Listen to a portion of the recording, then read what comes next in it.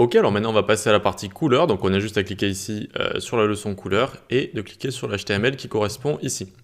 Donc hop, on arrive là, on voit que ça dépasse un petit peu, on peut utiliser Toggle Word Wrap ici, voilà, pour que ce soit un petit peu plus élégant. Et donc en dessous, on va commencer, début de la leçon, on a des boutons ici, donc des liens avec la classe bouton. On reviendra dessus plus tard sur les boutons, mais sachez juste voilà, que ça va transformer tout ça en boutons. Et donc pour leur donner un background, assez facilement, pour les colorer, eh bien on va leur donner juste his avec après le nom de la couleur. Donc par exemple his primary ici, et donc ça va donner la couleur turquoise de Bulma. Voilà, donc on peut mettre toutes les autres couleurs, d'ailleurs je vais toutes les lister ici, comme ça vous les aurez, c'est les couleurs de base de Bulma, donc primary, link, info, il y a également success pour le vert,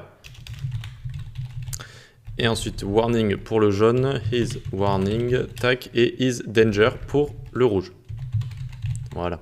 Donc ces couleurs, on va pouvoir les changer après, d'accord? On va vraiment pouvoir même changer avec ces classes, quand on va les utiliser, on peut changer les couleurs qu'elles donnent et on peut également créer d'autres couleurs dans notre fichier CSS ou dans nos fichiers SAS, d'accord? Sachez que c'est juste les couleurs de base, voilà, qu'ils ont données, qui sont assez sympas, vous pouvez les utiliser ou vous pouvez en créer d'autres.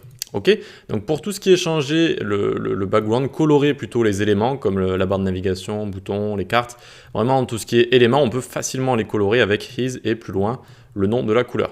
Ok. Ensuite le texte, bon, on l'a vu ça dans typographie précédemment, donc c'est pour ça que je vous en ai mis qu'un seul ici. Hein. Par exemple, has text danger, comme ça, tac, et il devient rouge. Ok, tout simplement. Ensuite, si vous voulez spécifier le background plutôt que juste les colorer ici, comme les éléments, quand vous avez des éléments plus spécifiques, comme ici le paragraphe, si je lui mets his primary, comme ça, il ne va pas se colorer, d'accord, le background ne va pas se colorer. Pourquoi? Parce que c'est pas un élément comme un bouton, par exemple, ou voilà, une barre de navigation. Là, c'est vraiment juste du texte.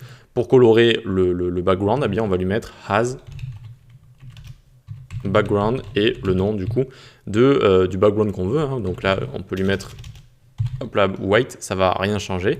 On peut lui mettre également tous les types de couleurs. Donc hop, hop, hop. On va se le mettre avec Alt ici. Et voilà, donc pour tout ce qui n'est pas élément déjà préconçu par Bulma, d'accord? Donc là, on lui a bien donné la classe button, donc c'est devenu un bouton.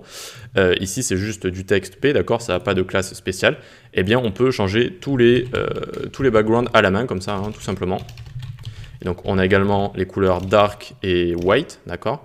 Et ensuite, on a toutes les couleurs également de base, donc primary, la couleur de Bulma, info en bleu foncé. Ensuite, on a link en bleu clair. Tac. On a également success en vert. Hop, on a danger, warning.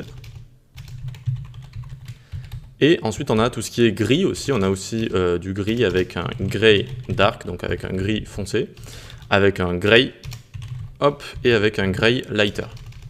Donc j'espère que c'est pas trop répétitif, hein. J'espère ne pas, enfin j'essaye de ne pas faire ça répétitif. C'était vraiment pour vous montrer une fois pour toutes les couleurs qu'il y avait de base avec Bulma, d'accord, hein, voilà, donc elles ont toutes, certains ont des noms un peu étranges. Sachez encore une fois qu'on va pouvoir les changer en SAS et en CSS et aussi créer nos propres couleurs, hein, tout simplement. Ok, ben voilà, c'est tout pour cette petite leçon. N'hésitez pas à me poser des questions si vous en avez. Donc pour tout ce qui est éléments qu'on va construire avec par exemple des classes, eh bien on a juste à mettre his et plus loin le nom de la couleur. Pour le texte, c'est has text et pour le background, on a juste à mettre has background. Ok, on va se retrouver dans la prochaine leçon pour tout ce qui est head, en français, aide de positionnement et tout ce qui est aussi flottement, etc., etc.